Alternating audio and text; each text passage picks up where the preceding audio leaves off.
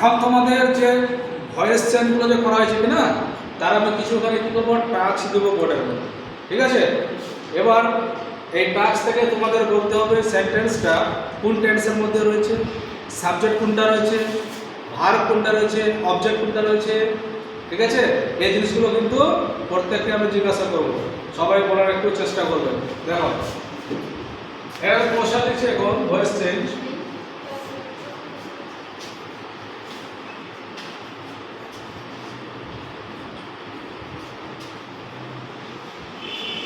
Active to passive voice.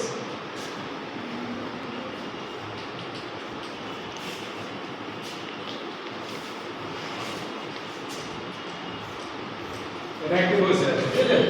তাহলে Ram killed a tiger, Ram একটা বাঘকে হত্যা করেছিল।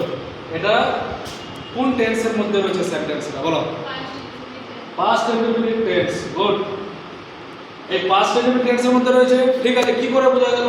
এই যে ভার্বের এখানে কত 2 নম্বর ফর্ম রয়েছে। আচ্ছা, এই সেন্টেন্সটার সাবজেক্ট কোনটা বলো তো? Ram, very good. অবজেক্ট কোনটা? A tiger, very good. তাহলে এটা কি হলো? কিলটা কি হলো? ভার্ব, ভার্বের কত নম্বর ফর্ম? 2 নম্বর ফর্ম। চলো এবার প্যাসিভে কনভার্ট করছি।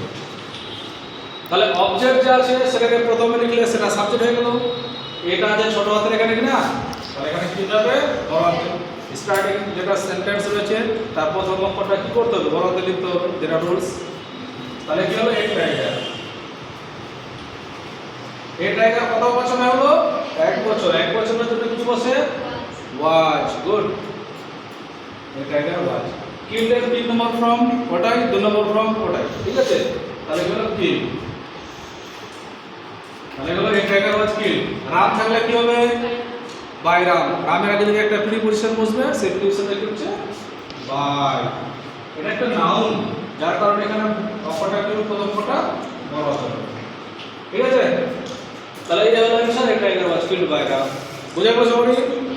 ওকে।